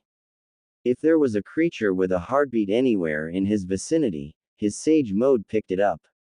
Yet sure enough, as Itachi had said, no one was around to eavesdrop. No Danzo in sight. Are you satisfied now? Itachi asked. From what I've heard, your sensory powers are much greater in this form. Minato froze, caught off guard. Itachi was much sharper than he'd given him credit for at first. The boy had picked up on his plan to use Sage Mode to check for spies right away, even without the Sharingan. Kakashi hadn't been joking about his skills. Fugaku, you sure know how to raise splendid ninja. An instant later, the relieved Hokage opened his eyes. They'd already lost the heightened perception that Sage Chakra afforded. We can begin, Minato said. I used Sage Mode just to be on the safe side. I'm sure you understand. Of course. Now, as for why I'm here. I spoke with Danzo and the rest of the elders, and it would seem there are rumors that an Uchiha coup is on the rise. Is this true? Itachi gave no visible emotional reaction as he confirmed the claim. Yes. Led by my father. Minato rested both hands on his hips, kicking the dirt in a futile gesture of frustration. I'd hoped this wasn't the case, but I would be lying if I said I was surprised. He looked up at Itachi, deciding it was best not to sugarcoat or pretend the boy didn't understand the situation. And how do you feel about this? Itachi paused to formulate a response. I worry that this could have a disastrous impact on both the clan and the village. And Danzo, flinching for a moment, Itachi appeared to weigh the outcome of his next reply. Then he spoke without reservation. He agrees. Danzo has plans to stage a massacre of the Uchiha clan before the clan can trigger a war we may never recover from. He looked away. I would rather find a compromise. The horror of Itachi's words hit Minato like a punch to the gut. He'd expected Danzo to have plotted something unethical in secret, but this. The potential atrocity needed to be stopped. Minato was not going to sit by and let this happen. I see, he replied, failing to keep his voice level. I feel the same way you do. I'm a firm believer that anyone who lives among us in the Hidden Leaf is a part of the village. Itachi, I regret that you're in this position, but I'm not going to beat around the bush here. You have a choice to make. I know you serve Anbu Root, but as a ninja under the banner of the Leaf, you have another responsibility. That's to the safety and security of the village. He stared hard at Itachi, who winced, but did not look away. Yes, Lord Hokage. Itachi, I'm going to request to meet with your father. I want to try to make things right with the Uchiha through peaceful discussion rather than force. Please, will you help me try to fix this? The boy wasted no time confirming that he was on board. He went on to inform Minato that the date of the coup had moved up to 3 days from now, which was a much shorter timetable than the one first discussed in meetings with the council. Minato had a lot to do, and not much time left to do it in. He decided to leave Itachi with a little something, given that they saw eye to eye and the poor kid was clearly feeling cornered. Who wouldn't, in his position? Keep this on you at all times. It will allow me to jump to you using your flying thunder god jutsu, correct? Itachi reached out and took the custom kunai that Minato dangled in front of him, stowing it in a compartment on his outfit. I understand. Also, there's something else you should know. Great. There was something more on top of everything he already learned. What's that? Minato asked. You've probably heard from Lord Hiruzen that I have been investigating the independent organization called the Akatsuki. Yeah, I know a little about that. He mentioned it to me once, in confidence. Actually, I'd prefer if you reported details about the Akatsuki to both of us from now on. I know the third will give his all to protect this village, but he and Danzo have a history. One that I fear could compromise his judgment. Itachi swallowed, his eyes flashing with internal conflict. I have one last question, if I may. Minato gestured with his wrist. Go ahead. How will you deal with Danzo? I'm going to shut his whole operation down myself. Leave it to me. Danzo may order you to go behind my back. If he does, make sure you come to me. I know it may not seem like it now, but there's a way out for you, Itachi. Minato couldn't tell if his words got through or not, but he decided to dismiss the young informant for now and let him reflect on their conversation in private. Thank you, Lord Fourth. Itachi sounded hopeful for the first time since they met. Saying nothing further, he vanished into the night as if becoming one with the shadows. Minato decided to walk home tonight rather than teleport. He had a great deal of information to mull over, and that just wouldn't be possible with his irresistible, loving wife and the never-ending fountain of energy known as his son around. He needed space and time to think. Earlier in the day, he'd expressed to Danzo and the other council members in no uncertain terms that the Uchiha clan was not to be aggressed in any way. At long last, he'd also spoken with Fugaku, who remained tight-lipped and frigid despite his best efforts. However, Fukagu did agree to attend the next Leaf Jonin Council session. He had boycotted them ever since Minato was named Hokage. The Uchiha leader's input had counted for nothing against overwhelmingly favorable votes. The Uchiha clan moved out of the village's main housing sections and into a separate compound soon afterward. Considering the many ways his discussion with the Uchiha patriarch could have gone, Minato was grateful that Fugaku met with him at all. Kushina settled into bed beside him, laying on his shoulder and telling him about Naruto's latest adventures. He tried, really tried, to listen, but he couldn't. Thankfully, his wife was far too enwrapped in her storytelling to notice. All he could think about the whole time was the Anbu, the Uchiha, and how he needed to do something to de-escalate things before another war erupted. He couldn't let it happen again. Not after the way the last war ripped families and friends, and even his own team, apart. He would be the Hokage his village needed now, even if it killed him. A couple of days after his proclamation to Danzo, Minato was on his way to assist with a high-priority mission. The assigned team had not returned by nightfall, as expected, or the night after that. He was deep within the forest beyond the main Leaf village gate when he got the first inkling that something was amiss back in the village. The evening sky darkened overhead while he tried to calm the tightening knot in his stomach. Maybe I'm just being superstitious, he told himself, but something's off. The air feels different. His fears were confirmed as a black crow, different from the messenger birds he was used to seeing in any of the hidden villages, alighted on a branch with something stuck in its beak. He approached, cautious but curious, and wrestled the rolled-up note from its grip. Inside was a single, unmistakable message. The Uchiha crest was sketched with a minimalist art style, and there was a splintering crack at its center. Without a doubt, this was Itachi's work. Time was running out. What? He thought to himself as he leapt at insane speeds through the trees toward the village. Danzo's still not calling it off. I have to stop this. He flung a couple of his custom kunai toward two spots near the front gate. Then he called upon his chakra to jump to the marked ninja tool he'd left with Itachi. He could use the kunai near the village entrance as an exit strategy if needed.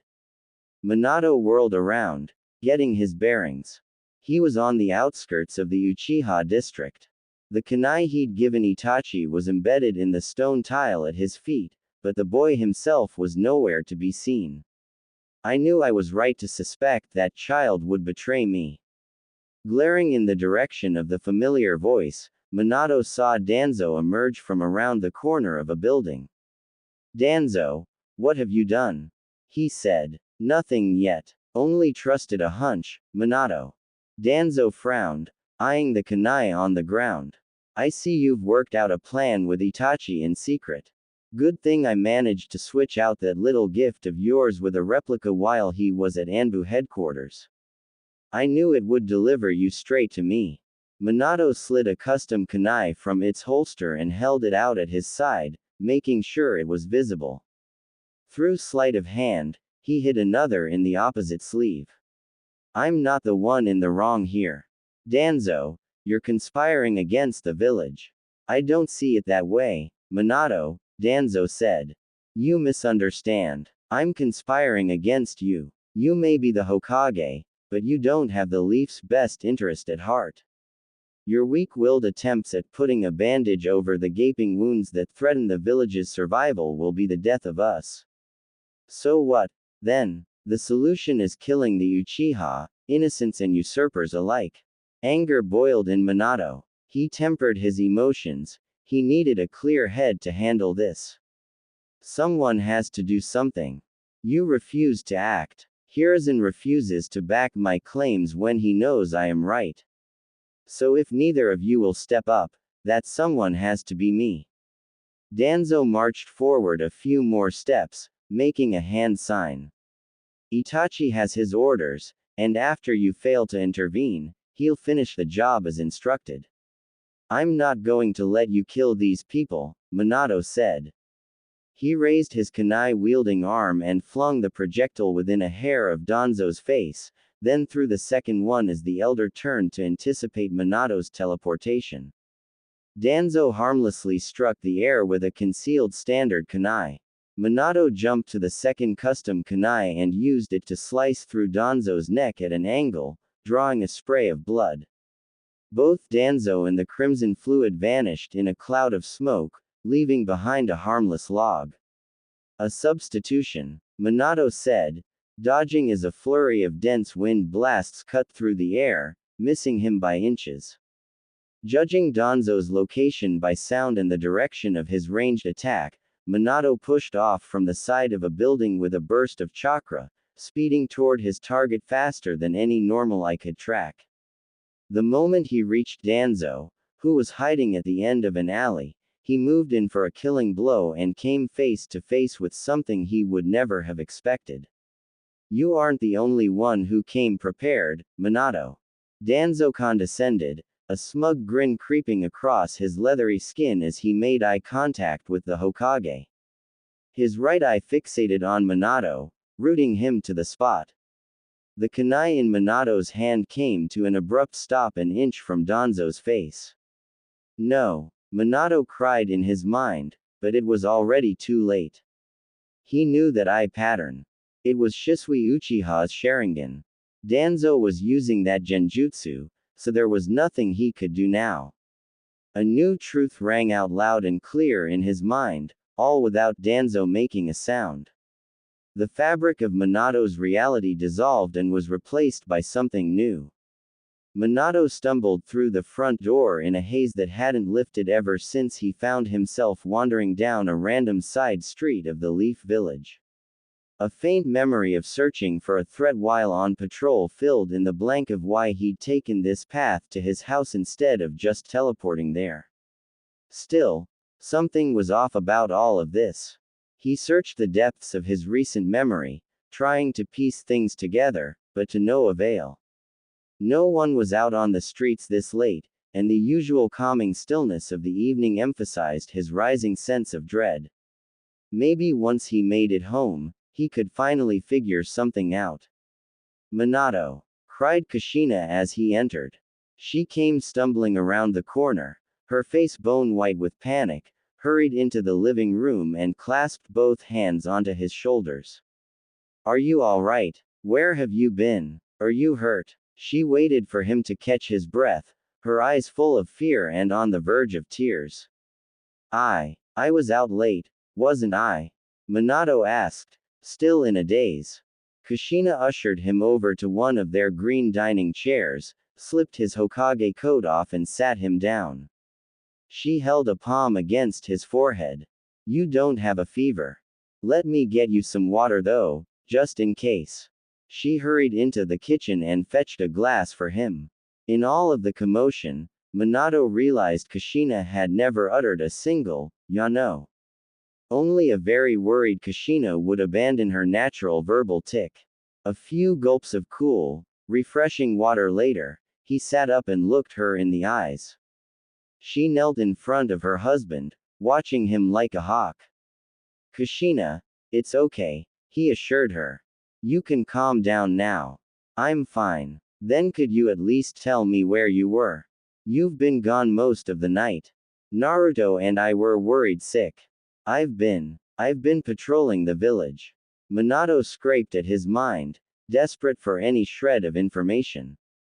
The harder he willed himself to recall recent events, the more memories resurfaced. "Before that, I was on my way to support a team I'd sent on a top-secret mission. But I got concerned, so I rushed back to the village." "Concerned? You mean about the Uchiha? The coup was scheduled for today, wasn't it?" "The coup. That's right. The coup I was supposed to stop." This triggered something in Minato. Or rather, he felt it should have. He remembered speaking with someone regarding the coup rumored to take place by the order of Fugaku Uchiha. He remembered being very cautious and wanting to make sure something didn't happen. He even remembered holding a meeting regarding that something. Everyone was there. Koharu, Homura, Danzo. Danzo. What was it he couldn't remember about Danzo? Then it came flooding back, piece by piece. Minato remembered detecting an unusual chakra signature that left him unsettled, then heading out to patrol and look for its source. Finding nothing to back up his suspicions, he dismissed the matter and decided to head home. There was no reason to make Kushina and Naruto worry about him. He had told himself that if the Jonin team did not report in by morning, he would go out and search for them again. He relayed as much to his wife, who did not seem convinced. "What do you mean? I spoke with Kakashi earlier. He said you'd been away from the village for the past 3 hours. He even summoned his ninja hounds and checked for me just to be sure. They couldn't find you anywhere, but your scent was all over the street near the Uchiha district." 3 hours. There was no way he'd been out that long, was there? On second thought, his recollection didn't make much sense. He didn't have perfect control of Sage Mode, but even so, he could have used it to find the source of the strange chakra. So why had he taken the more troublesome route of patrolling alone? A sinking feeling formed in the pit of his stomach. Was he under the influence of a genjutsu? The inconsistencies in his memory frustrated Minato, and his wife seemed to notice this without him saying a word. She rose from the floor, taking his hands in hers. "We're taking you to see Inoichi tomorrow. He should be able to deal with whatever's affecting your memories." He wanted to reject the suggestion. He wanted to tell his wife she was overreacting, and that there was nothing to worry about. However, he knew deep in his bones that this wasn't the case. Nothing was adding up. Something had gone horribly wrong in his village. Alright, there's definitely something more going on. Inoichi removed his firm grip from Minato's forehead. Kushina gave his shoulder a quick squeeze, and he reached up to caress her hand. I was afraid you'd say that. Minato looked at the floor. I'm sorry, Lord Hokage, Inoichi said, a sober frown on his face.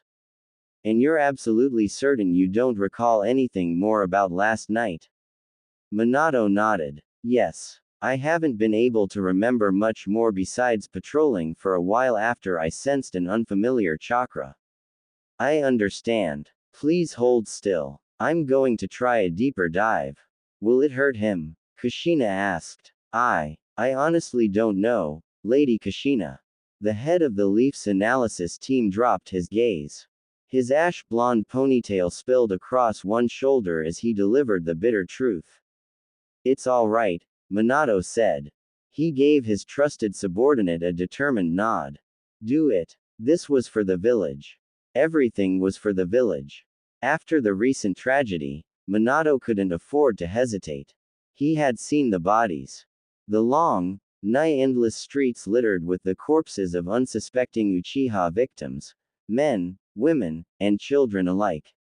Half-dried blood clung to their tattered garments like paint on a canvas, immortalizing them in a twisted mural of death left in the wake of what everyone was now calling the Uchiha massacre. They were all dead. Well, almost all. Sasuke Uchiha, Fugaku Uchiha's youngest boy, had been found alive, but unconscious. Save for Sasuke, not a single soul survived. In the aftermath, everyone was looking to their leader, the fourth Hokage, the yellow flash who'd hastened the end of the Third Ninja World War with his mere presence, demanding answers he didn't have. How had something so horrific happened on Minato's watch, with he and the rest of his forces none the wiser, and what was he going to do about it? He didn't know. Inoichi clamped a hand onto his forehead again. He didn't know, but he could try to find out. This was the most reliable way. So he shut his eyes, relaxed his mind, and allowed Inoichi to pass chakra into him. Whether the senior member of the Yamanaka clan unearthed answers or only more questions, Minato knew he would never shake the immense guilt he wore like a badge of dishonor. No matter who was the true culprit, he was the one responsible for protecting the lives of his people. That meant the blood of the Uchiha was on his hands. Inoichi flowed into the consciousness of the fourth Hokage with little resistance, like a creek merging into a river. There was a faint sensation of his physical body slumping as it fell into the chair he'd positioned behind himself prior to using the mind transfer jutsu. Then all physical stimuli faded and there was only the world inside of the Hokage's mind. Having condensed his chakra into a smaller imitation of his real body, Inoichi willed his spirit forward amidst a sea of information, searching for its epicenter. He splayed his translucent arms and rode the wave of Minato's neural network, wading through it until he reached a large, cavernous space. Inoichi headed straight for the hub. The size of Minato's brain dwarfed him several times over. Looking up at it in awe, Inoichi took a breath to calm himself. Of course, this was something he'd done to extract intel numerous times in the past, but this mental journey was the most daunting of them all. His subject wasn't a captured enemy or criminal. This time, it was the Hokage himself. I've made it, Inoichi thought to himself, reaching out toward the large mass of tissue. Now, the moment his hand connected with Minato's brain, he was transferred into his host's subconscious. Many layers deep, beneath all of the fourth's surface thoughts, there was something else. Sure, there was a pocket of multiple repressed memories, with a hint of trauma, some doubt, and flat-out denial of certain aspects of himself, as was typical with any mind.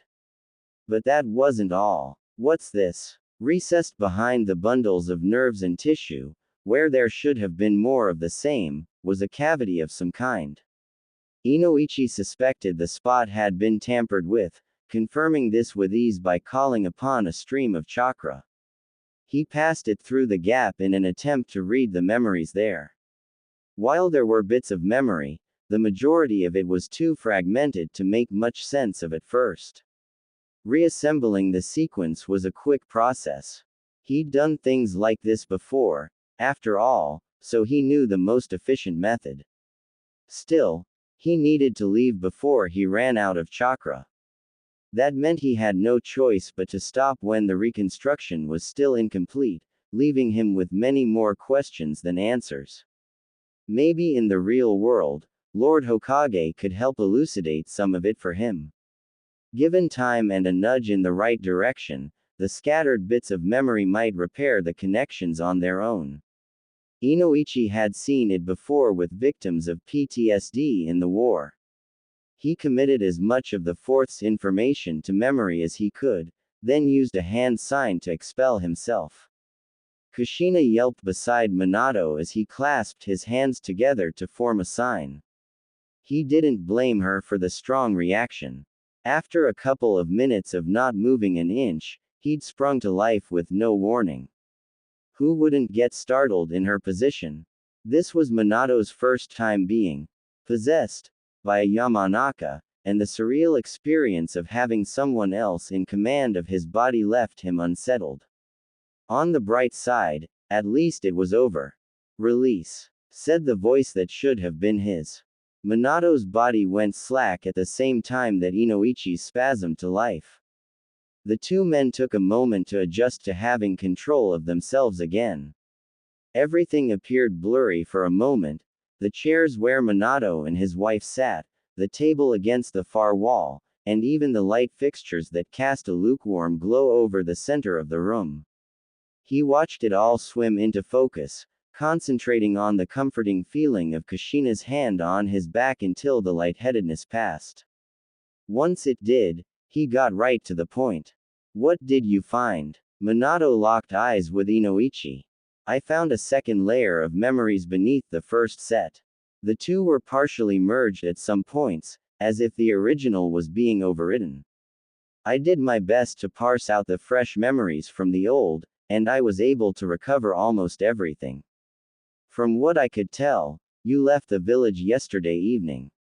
You were heading off to support the team that just returned this morning from a recon mission. Right, I remember that. You received a message by bird as you were making your way through the forest on the outskirts of the leaf, the contents of which were redacted when I tried to examine them in your mind. Minato scrunched his nose up in confusion, feeling Kushina's eyes on him. He didn't remember that. What occurred past that point is difficult to decipher. I saw bits and pieces, but nothing of much value. At any rate, it seems you changed course after getting the message and hurried back to the leaf for some reason. Your memories seemed almost corrupted. Corrupted? Kushina said. Yes. Think of it like a damaged tape recording. The data is mostly there, but some parts are lost. Lost as in permanently? She asked with a shaky voice. That's hard to say right now. I'd like to think there is a chance to reverse this, but without knowing the cause, I can't make a final determination. I've at least managed to use some of my chakra to isolate your true memories in a place the new ones can't get to them and do any further damage. Minato sighed, resting his hands on his knees. Kushina exchanged a worried look with Inoichi.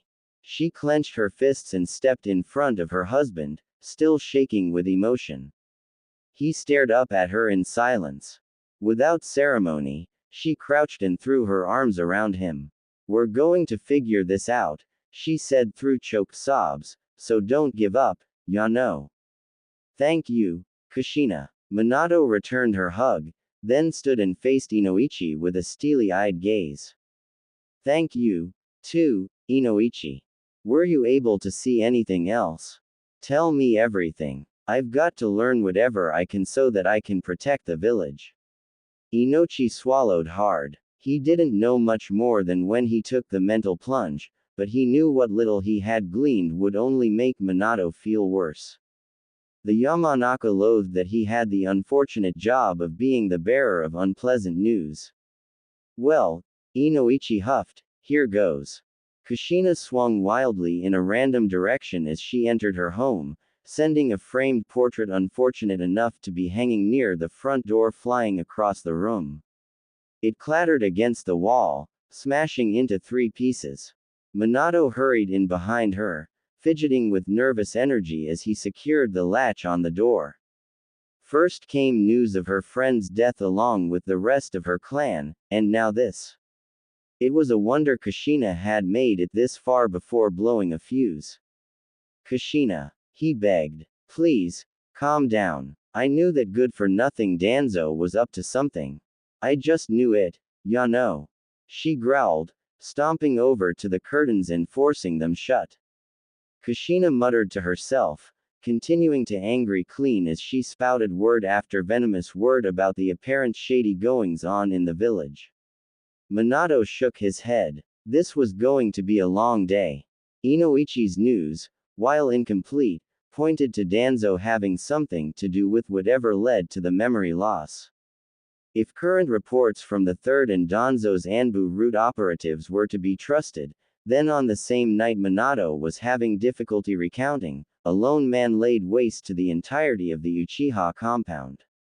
Inoichi's recollection of Minato's fragmented memories placed Danzo at the scene of his last waking moment before stumbling home to Kushina. Danzo had discussed an unknown issue with Minato related to the Uchiha clan, who opposed him in some way. Past that point, everything was a blur. In a flimsy effort to lighten the mood, the 4th joked with himself that apart from his interaction with Danzo happening in an open square, their encounter was no different from a typical council meeting. Itachi Uchiha, the oldest of Fugaku's 2 boys, was branded a traitor and blamed for the atrocity committed against his clan. Minato remembered speaking to him a short time before the incident, but he could not recall the main points of that conversation. All he knew was that for whatever reason, he had planned to meet with Itachi at a later date, and he had let the child down in some way. A hollow echo of something like guilt intensified the more he strained himself to find the missing pieces of the puzzle. The work Inoichi did to restore his memory was a huge help, but Minato wasn't certain what action to take now. Judging by all that he had in front of him, it wasn't too far-fetched to assume that he had tried to set up a countermeasure against the planned coup, and that the strategy he employed involved Itachi. Still, even if he was right, it didn't change the fact that things had gone far worse than expected, or that he had a major mess to clean up as the Hokage. First and foremost, he needed to quell the wrath of his beloved. Kushina's red hair stood on end, swaying in random arcs like waving tendrils of death. She stormed down the hall to their bedroom, making it clear why no one in the Leaf Village had dared to cross the red-hot habanero ever since her academy days. Kushina, wait. Minato chased after her, racking his brain for the right words to ease her explosive emotions. We don't know anything for sure. Not yet, at least. We don't, huh, she said. Well, I could go knock the truth out of him myself. I bet that would do the trick. She stomped out of the bedroom, fists balled. Kushina, please. Minato let off a nervous laugh. You know I'd have to step in as Hokage if you attacked a Leaf Elder. Thinking fast, he added, oh, and didn't you say you wanted to pick up some ingredients for Naruto's favorite soup this morning? He glanced at the clock. Kushina followed his gaze and all of her anger melted away like snow, replaced by the softness of a mother's love. What? It's really almost time for the market to open. Why didn't you say so, Yano? Kushina scrambled around the house, finding her purse and a few personal items. I can't miss the half-off sales. She sped past, stopping to give him a quick kiss before she disappeared through the doorway with a quick goodbye.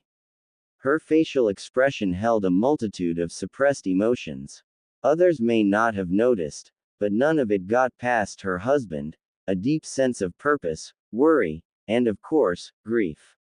Minato feared her mask might crack by the time she made it to the marketplace. He, too, felt a painful tug in his heart as he remembered the thoughtful gifts Makoto brought them yesterday. He would never have the chance to thank her. If it was hitting him this hard, he couldn't imagine the impact her loss was having on Kushina right now. Sighing, he walked over to the destroyed picture frame and lifted it piece by piece. Cleaning up after her was the least he could do given all she was feeling today. He needed to prepare a public statement about the massacre too, in order to de-escalate any panic sparked by the news. Minato didn't feel ready to set foot in his office again without answers for why he had failed to prevent so many deaths, but he had a job to do. He'd finish up here and then find Genma and the others. Then he would decide what to do about Danzo. Later that evening, Minato returned home and kicked off his shoes before embracing Kushina, who was still trying to conceal her heavy heart behind smiles he saw through. He decided not to push her. It was better to let her tell him in her own time. Only after Naruto had gone to bed did she finally open up. Minato was sitting on their shared sleeping mat poring over jutsu formula records when she creased her lips, bunching the cover up against her knees. Kushina, he said, setting his reading material aside. Minato, she forced out, waiting until her voice was level to speak again. I had a bad feeling that morning. The one before, you know. Minato tilted his head, waiting for her to finish. It was Makoto. She was different yesterday, like she couldn't get something off of her mind. I think she knew. I think she knew she was going to die. Tears pooled in Kushina's eyes. She sniffled a few times, but could not hold them back. The dam broke and she fell against Minato, sobbing into his shoulder. He let her lay there offloading all of her pain onto him, being her rock, and wishing in his heart that he could take the pain away. But it was pointless. Makoto was dead. Fugaku was dead. They were all dead, and no supportive words were going to bring them back. The Uchiha clan had been wiped out, and whether direct or indirect, it was all his fault.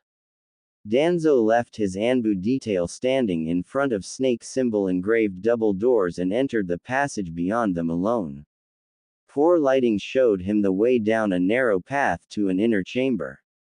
He descended a set of stairs, turned a corner, and entered a far more open space lined with shelves stocked with jars of unknown substances. Some of the jars held liquids of a variety of colors. Others contained what looked to be preserved tissue. A pale, inconspicuous figure stood between Danzo and a table at the center of the room. They worked in silence, using tools to tinker with whatever, or whoever, was underneath the bloodied sheet draped across the table. Coughing to announce himself, Danzo stepped further into the room. The man he came to visit cast him a sidelong glance. Hello, Danzo, Orochimaru cooed, a sly smirk peeking out from behind his long black hair. I see you haven't forgotten your way here. Orochimaru. Danzo walked to a corner of the room and did his best to ignore a row of what he thought were human remains pinned to boards on the wall. I assume you've made progress with your latest subject. Rather than answer, Orochimaru stepped away from the table and turned to his visitor.